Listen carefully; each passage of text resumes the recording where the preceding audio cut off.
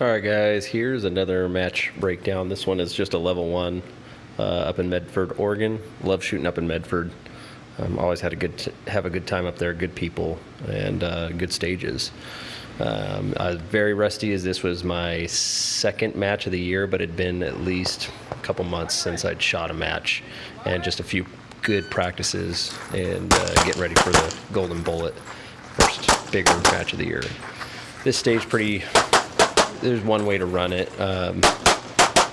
It dictates what you do, so there's no stage planning here, just being able to take targets, kind of moving in and out of positions fluently.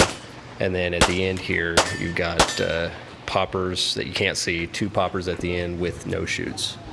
So the start, it's all about it's a little awkward stance when you have your hands up, nailing that draw, but I had time to get comfortable on the pistol before I approached those targets. So just trying to call good shots here. Obviously my footwork is sloppy a little bit. I almost went out going to that second position, and just making my way around this stage was a little bit difficult. I could tell my footwork was rusty. I hadn't been working on much of anything this year, at least not focused practices. So this match really allowed me to see what I needed to really work on to hone in my skills to come before a major. But here is I put myself in a real bind here because like I said, those poppers that are out there, I think they were like 15, 18 yards. I'm not sure. They felt like they were a long ways away. I put 3 no shoots before I hit the poppers, so it was terrible.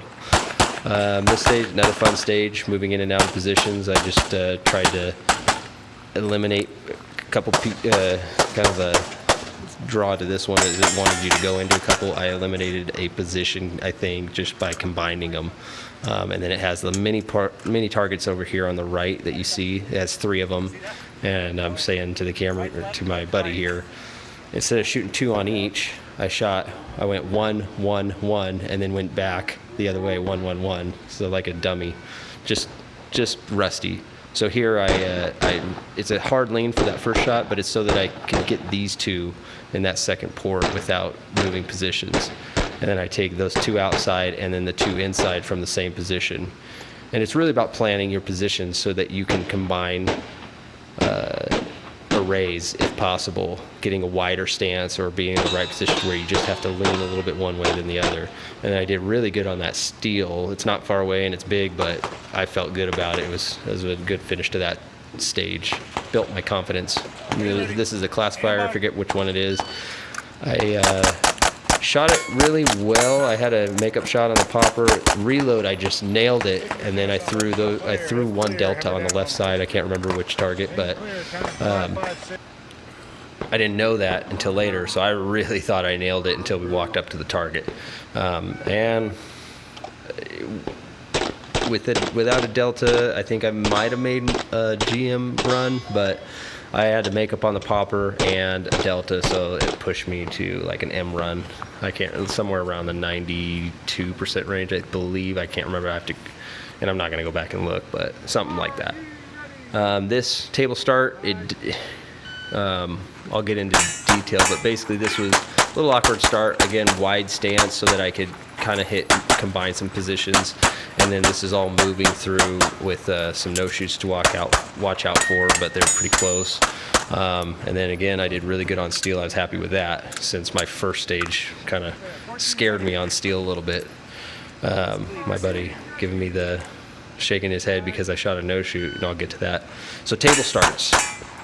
If it doesn't say in the stage briefing that it cannot be supported or it has to be lying flat on the table, prop it.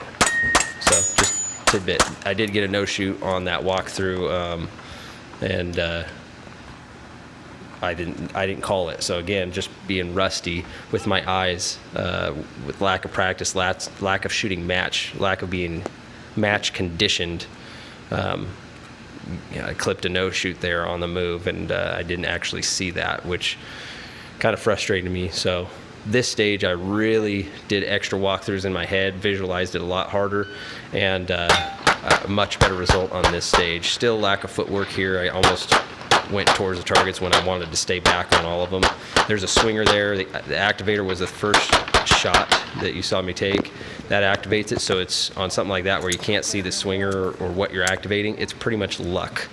So what I did was obviously drew to it, get that thing done, work my way right to left out of that position, and then I bounce over to where I can see. I use a visual marker here that I'm looking for downrange to put myself in the right position to see everything from this position and make this whole stage 3 positions. I take this, luckily the swinger worked out perfect, but I also had a backup plan, contingency plan, in case that swinger wasn't there to shoot other targets and come back to it. So just something to think about on swingers and activators, really seeing the timing. If you have time to watch other shooters, watch the timing and try to line yourself up where you're going to be, where you're going to shoot it from, at least behind the shooter when they're shooting it, so that you can see the timing. And that's what I kind of did. It didn't matter for that. It was kind of a crapshoot because I was just relying on luck. Worked out, but it doesn't usually work out like that. But I had a contingency plan to shoot other things. Anyways, just a quick little level 1 breakdown. There's probably more to talk about, but I don't want to bore you to death. Anyways, I will have a full breakdown of my golden bullet next. Stay tuned, like and subscribe.